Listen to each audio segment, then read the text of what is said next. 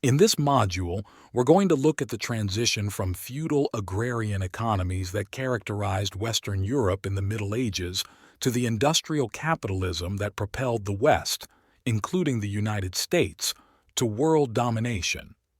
We will begin by considering the Industrial Revolution in a theoretical way.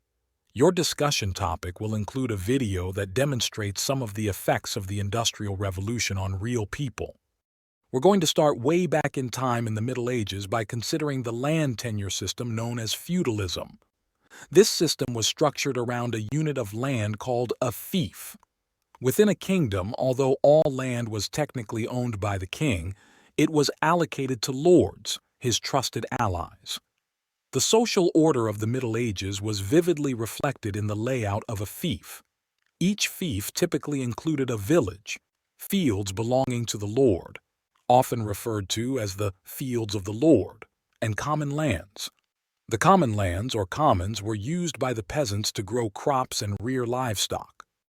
In this system, lords did not own the land or the peasants but had rights to the peasants' labor. In exchange for protection and the use of commons, peasants owed labor to the lord.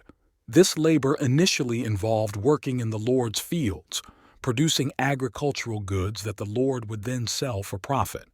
However, as time progressed, the lords realized that greater profits could be made by allowing peasants to earn money independently. Consequently, the nature of peasants' dues shifted from labor to monetary rent, laying the foundation for the modern concept of rent paid to a landlord. This feudal system was predominantly agrarian, with the wealth and power of a lord being directly tied to land ownership. Despite its agrarian nature, the system operated on a subsistence level, meaning that production was generally only enough to meet the immediate needs of the community. For everyone but the lords, there was no surplus, nothing left over to trade or accumulate wealth. Everyone in the village contributed to producing enough for all to live. While agriculture was the backbone of the economy, there was always a need to manufacture things. Industries necessary for producing heavy equipment like cannons were located in the hills to harness water power. Everyday items like horseshoes, pots, pans, hats, and shoes were produced within the village in cottages. A prime example of this cottage industry was the production of textiles, which played a significant role in the emergence of the British Empire. The process was personalized and localized.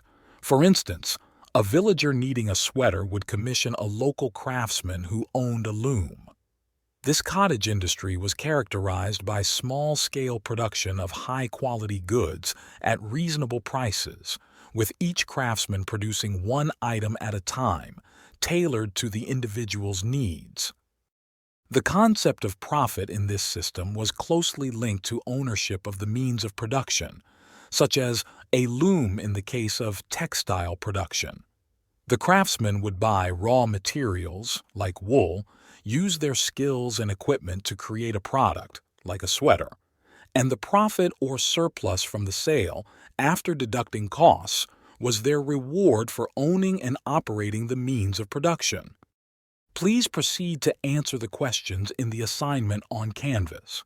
If you have any questions, you can post them in the open forum discussion or contact the professor using Canvas email.